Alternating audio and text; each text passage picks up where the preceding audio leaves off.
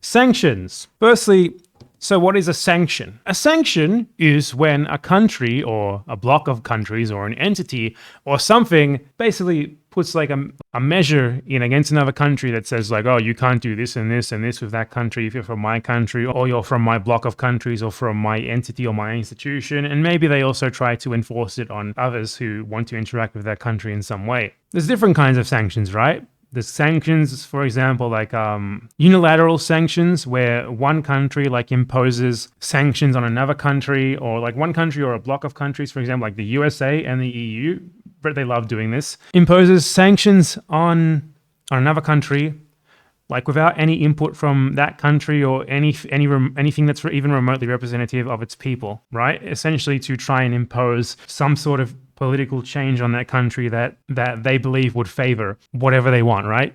So the USA does this all the time. The EU does this all the time.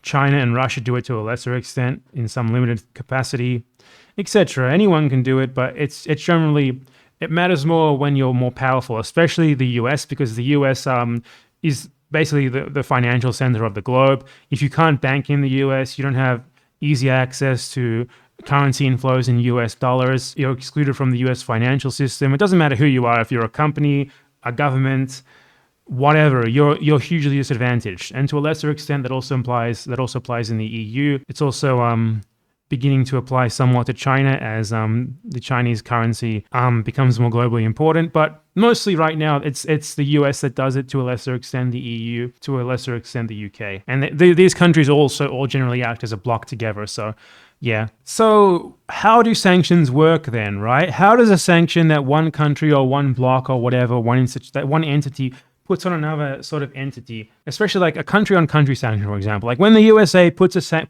economic sanctions on another country in the hopes of this country changing their politics in some way, or that the US would prefer. How does this actually work, right?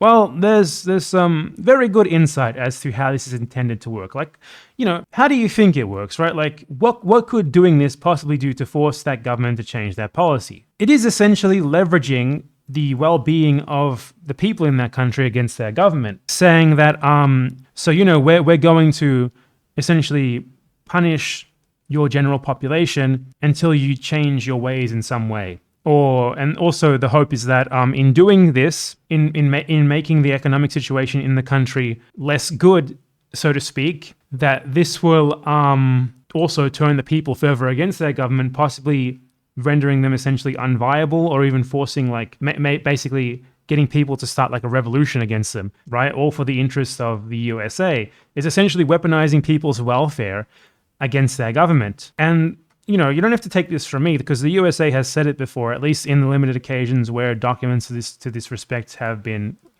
declassified. I'm sure they still kind of say this candidly in private, but you have to wait like 20, 30, 40 years for it to really come out. So this document right here is a State Department memo to the Assistant Secretary of State, and it was about the what to do in regards to Cuba, which had just had a revolution and which seems to be taking a course that the USA didn't like. It says, regarding the decline and fall of Castro, salient considerations respecting the life of the present government. You can just tell from the way they're writing it, right? They want the life of the present government to end, and this is a memo that is about how they can bring that about. Okay. So they say, the majority of Cubans support Castro. The lowest estimate I have seen is 50%. There is no effective political opposition. Fidel Castro and other members of the Cuban government espouse or condone communist influence. Communist influence is pervading the government and the body politic at an amazingly fast rate. Militant opposition from outside of Cuba would only serve his and the communist cause. The only foreseeable means of alienating internal support is through disenchantment and disaffection based on the economic dissatisfaction and hardship. So you can see right there, right? All of these points, like about how Cuba, the government is too popular and we don't like what they're doing. So we need to cause economic dissatisfaction and hardship to make people not like their government anymore, right? Very clear, very honest about what the purpose of these sanctions are. If the above are accepted or cannot be successfully countered, it follows that every possible means should be undertaken promptly to weaken the economic life of Cuba. If such a policy is adopted, it should be the result of a positive decision which would call forth a line of action which, while as adroit, what the fuck does that mean, and inconspicuous as possible, makes the greatest inroads in denying money and supplies to Cuba, to decrease monetary and real wages, to bring about hunger, desperation, and overthrow of the government.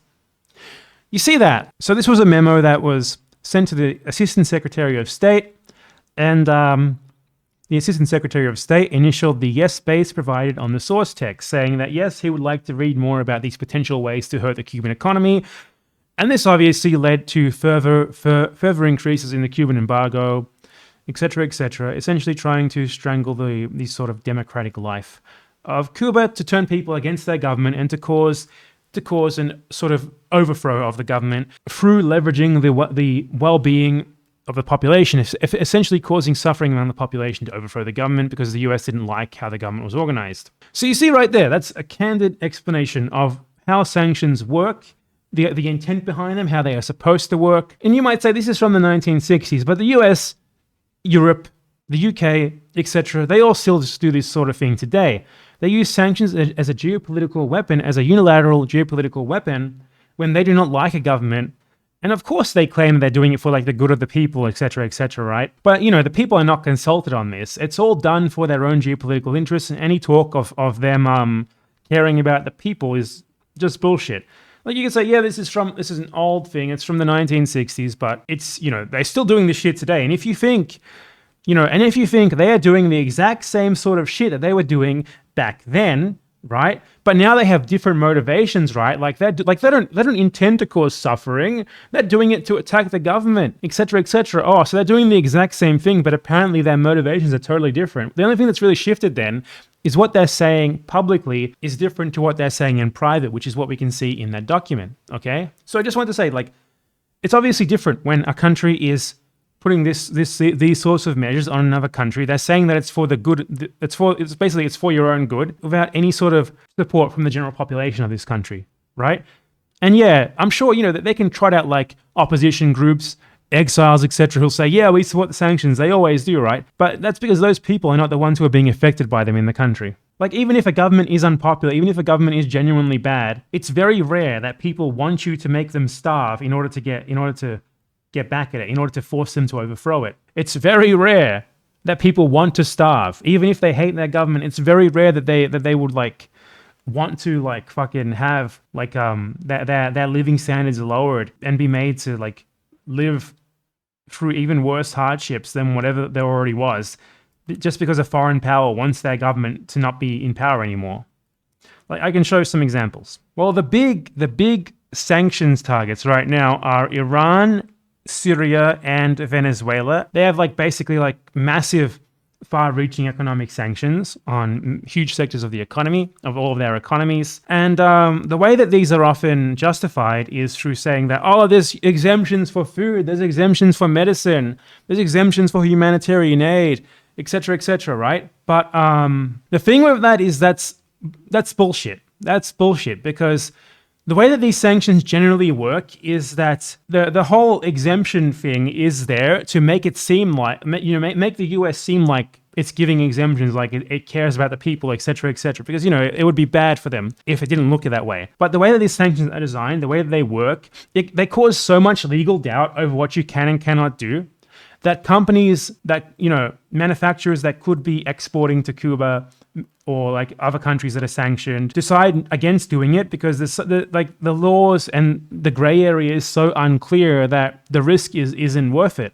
because these are smaller sorts of markets, and the countries in question need these medical supplies, these food imports, more than the potential importers need their business. The sort of sanctions regime is specifically designed to make it difficult to import and to export. It's also the way they do it, like with the so-called targeted sanctions, which in this case is kind of irrelevant because I'm talking about wider economic sanctions. But targeted sanctions, they're often like, oh, the USA, we are a moral authority. We have the moral authority to sanction these bad individuals. For one, the USA doesn't have any moral authority for anything. The very notion that the USA is some sort of world police that should be able to decide what governments are good and what governments are bad and what individuals are good and what individuals are bad and take like unilateral measures against them is obviously absurd. For two, these so-called individual sanctions, the Magnitsky sanctions they're usually called by fucking the kind of dweebs who call themselves policy wonks. These sanctions are very often targeted specifically onto individuals who hold high government positions in like economics ministries, in state-run companies that are crucial for the economy, stuff like that, essentially to make it illegal for anyone to deal with these individuals. And the offshoot of that, right, is that it targets their economy indirectly by making the sort of legal environment of doing business with the governments or like the organizations that these people represent to be very unclear. If you sanction the CEO of a state oil company, then is it okay for us to do business with that oil company? Companies won't know, right? So in the face of that doubt, they'll just skirt around it.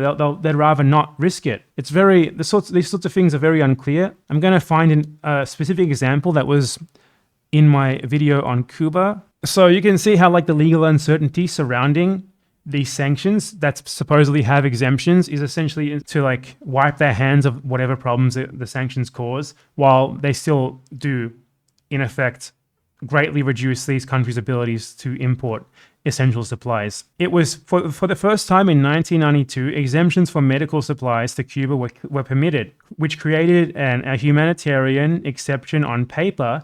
But the system of license application has deterred US companies from applying, given the rejection of numerous applications on the grounds that proposed exports would be detrimental to US foreign policy interests. And there is another source that I had here. Except as authorized by license, the sanctions forbid US persons from participating in certain transactions relating to certain types of governments of Venezuela, debt and equity. This requires significant due diligence resources to identify prohibited dealings with the government. Much confusion remains over activities which are covered and what transactions are permitted in regard to particular individuals or companies associated with the government of Venezuela. So like, if you want to deal with Venezuela, like you have to basically fucking jump through absolute fucking hoops trying to figure out how you can actually do it just to comply with the sanctions. Like a lot of companies choose not to it because, you need to add like an entire sanctions compliance department to your business just to start trading with Venezuela. And even then, you don't really have any sort of legal certainty because the government can just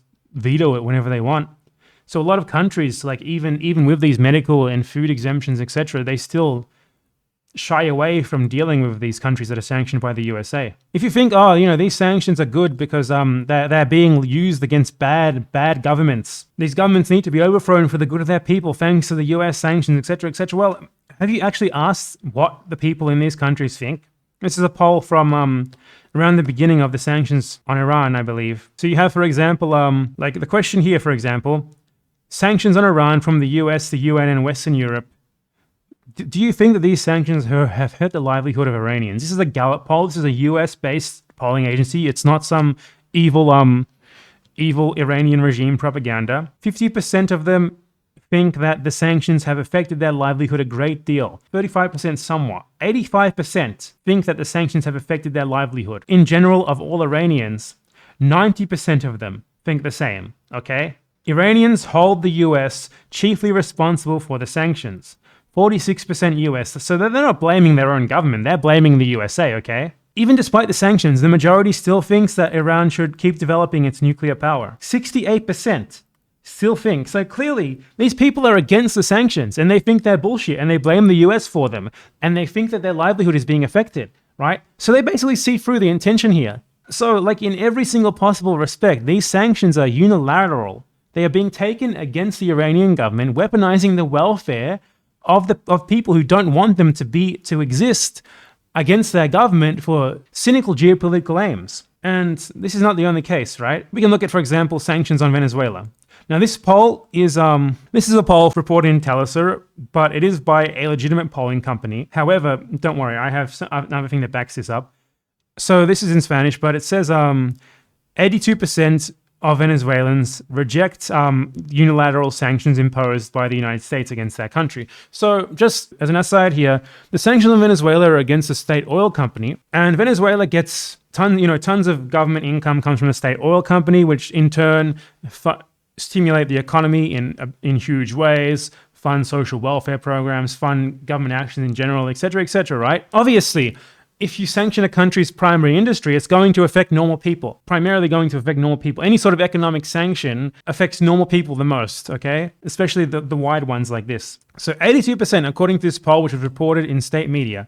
Don't worry, because there is an earlier poll that is from a less so-called biased source, which shows similar sort of corroborating results. So this is an article reporting on a poll by Mega Analysis, which is a sort of opposition-aligned pollster in Venezuela. And you can see, so firstly, Maduro's approval rose immediately following the Trump-imposed sanctions in 2017, right? So that's indicative of the fact that most people probably don't support the sanctions if it makes the guy who's in charge during a time of crisis more popular. And the same poll said nearly 52% of respondents oppose the Trump administration sanctions. And that is coming from an opposition-aligned pollster. So the next poll, the one that I cited earlier, was from 3 years later, okay? So I think it's very fair to say that that in 3 years, when people are seeing more effects of the sanctions, which are worsening the crisis in the country, that perhaps 82% of them come to be against the sanctions, right? If 52% of them were already against them from the very beginning. So there's corroboration here. It makes perfect sense what the state poll said, or what the state reported poll said. It wasn't a state-run poll; it was just reported in state media. And there's also obviously evidence about the actual effect of these sanctions. So there are two reports by anti-Maduro economists. This one is reporting on results by what's the guy's name? Luis Oliveros. So let me show you. So Luis Oliveros is decidedly anti-Maduro. You can tell just by looking at his tweets.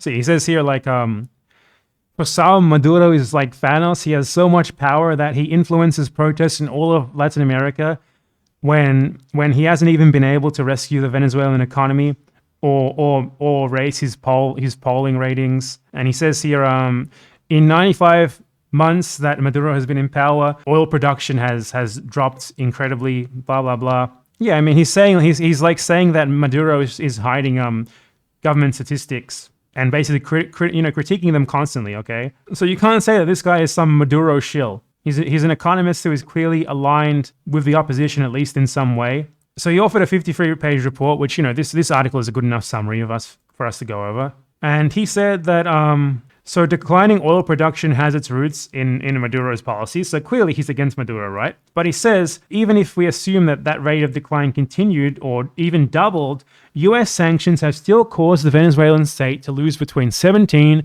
to 51 billion in revenue. That's revenue that, would otherwise have circulated around the economy through, been distributed to people through social programs or through government programs of some respect. So it's obviously limiting the state's ability to generate income, which in turn affects normal people, right? And yeah, he says even here, right, this is in line with what the US government even said they wanted to do, which is to make the Venezuelan economy lose 11 billion annually. They're sanctioning the state as if the state is some sort of entity that is disconnected from the welfare of its people. But it's not, okay? If you sanction a fucking country, you're sanctioning the people who live in it too. And if you're going to do something like that, you need them to approve of what you're doing. You need them to be willing to take on the costs of this. You need to be doing it for them, not on behalf of them, not pretending that you're doing it on behalf of them, at least for your own selfish geopolitical aims. And US sanctions have contributed to a steep drop in Venezuelan imports. Human rights groups, humanitarian organizations, and private companies have had their bank accounts closed and seen legitimate transactions denied or frozen for long periods of time. See, this is what I said about the aversion. The aversion to invest and sort of operate in Venezuela due to the sanctions, because the legal environment is so unclear. Obviously, legitimate groups are being hit by sanctions violations. While it is common for proponents of US sectorial sanctions to claim that the measures have no broader impact, because all of the pre-sanctions oil revenue was stolen by Venezuela's ruling elite. See, that's obviously a fucking ludicrous premise. Every single cent of that oil revenue is being stolen. Every single cent of that 31 billion. So the government never invested anything into social programs or anything like that beforehand. Never invested anything into infrastructure, not even a cent. Like not even like a trickle down that hit the people. Nothing at all. It's a ludicrous fucking position. The article just plainly hits it. This is inaccurate. While the public sector is rife with corruption, it is simply false that none of Venezuela's oil revenue in the years prior to US sanctions was used to facilitate imports. In fact, an analysis of the percentage variation in imports and oil exports in Venezuela from 1998 to 2010 shows a close association, meaning revenue from oil exports has long been used to cover imports of everything from food, fuel, medicine, and other basic goods. So, clearly, these sanctions are fucking people over. So the people don't want these sanctions, these which are clearly designed to weaponize the welfare of the people against their government. But they don't care, right? They do them anyway. They do it anyway because the whole point, the entire point of these sanctions is not to liberate the people of Venezuela. It's to leverage their welfare. It's to weaponize their welfare against their government. It's to cause them so much hardship and so much starvation, etc., that they feel their only option is to essentially go out and try to overthrow the government with pots and pans as their weapons, right? And this is not just that one guy saying this. There is another guy, Francisco Rodriguez, who is a very well-regarded Venezuelan economist, who in general is very well respected as one of the foremost experts on Venezuela as in a macroeconomic sense. So he wrote a report on the sanctions and came to the conclusion, despite also blaming Maduro constantly for everything up until that point, he said that in his conclusion of his paper on the topic, that he has provided evidence that the 2017 financial sanctions and the 2016 oil sanctions adversely affected the Venezuelan economy and contributed to the decline in the country's income and living standards. So this is not some opinion just coming from, regime shills who just want Maduro to have more money so that he can put it into his offshore bank accounts and be a billionaire. Ha ha ha ha. No, it's people who are against Maduro who still think that the sanctions are bullshit and that they're just hurting normal people and not actually doing anything. Even if you look at this from, if the sanctions were working, that would be worth it, force the people to suffer and starve for 5 years and get rid of their government. That's still obviously not working. So even people who do believe in that shit, even people who are dumb enough to think that the USA should cause people to suffer to overthrow their government, they still don't even work at doing that. So there's no fucking reason for supporting these unless you're just a massive piece of shit who hates human beings, which the US government obviously is. So some people may ask the question, wait, but if these sanctions are bad, doesn't that also mean that things like BDS sanctions on Israel are bad? Or sanctions on apartheid South Africa were bad? Well, there's a huge difference here. Because those sanctions were not bilateral actions or are not bilateral actions taken by geopolitical actions trying to gain an advantage over the geopolitical adversary. Those are sanctions that were called for by either the people of those countries directly or very representative groups of the people in those countries.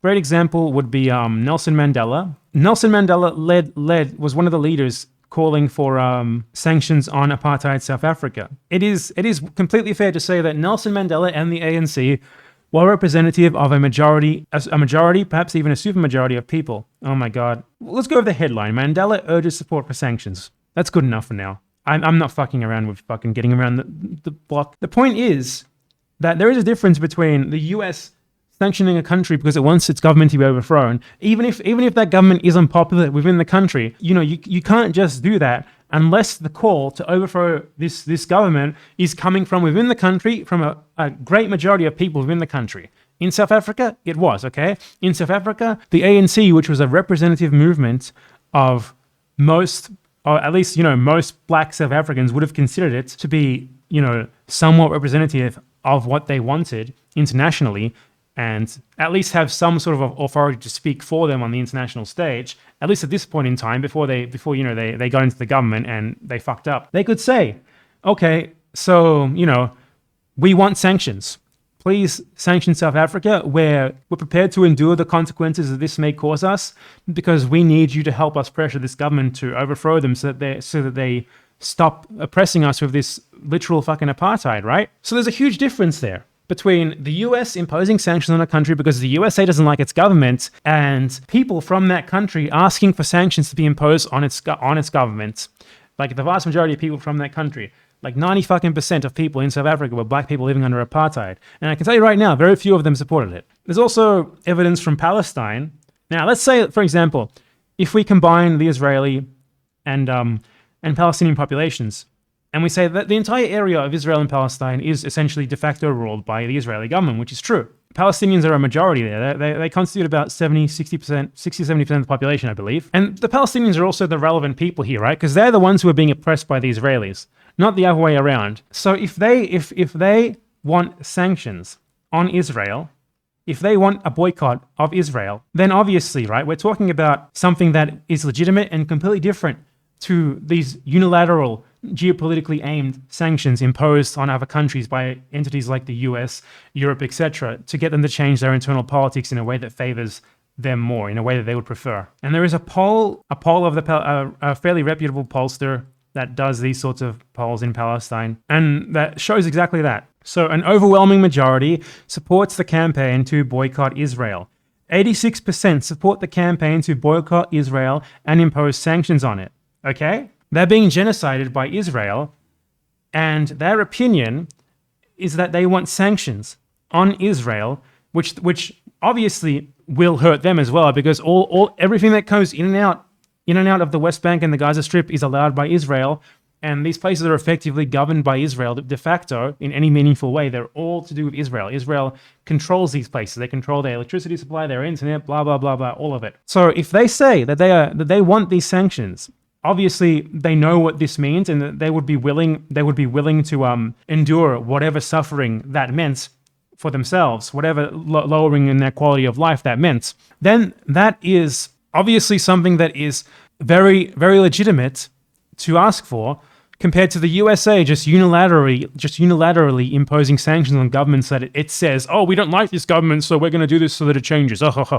If you impose sanctions on, like, Venezuela, as we went over, they don't approve of it. Syrians, I guarantee you they don't approve of it, though I couldn't find good data on that. Venezuelans don't, Iranians don't. No one supports these sorts of unilateral sanctions by one country. The reason why everyone sanctioned the fuck out of South Africa was because South Africans made it clear that they wanted it. The reason why BDS is a legitimate campaign is because Palestinians want people to boycott and sanction Israel. If it's anything that's obvious from this, it should be that, one, sanctions are murder. Sanctions are big, powerful governments generally trying to impose their will upon another country, weaponizing the welfare of their population against their government, even when the population does not remotely want that to be done, all for their own cynical geopolitical aims. The very nature of these sanctions show that these countries that defend their actions by saying that they care about the fate of the Venezuelan people or the Iranian people or whatever, like, they don't give a shit about them at all. They don't care if they live or die. They don't care how much they suffer. All that they care about is that their geopolitical interests are protected, that their economic interests are protected. That's all, nothing else. It's absolutely absurd and it's disgusting. And we can also see that there are clearly instances in which sanctions can be legitimate, but the impulse for these sanctions needs to come from within these places. It needs to be clear that the people who are asking for them are representative of, at least a good majority of the population, which obviously in Iran, in Venezuela, in Syria, you cannot say that they are.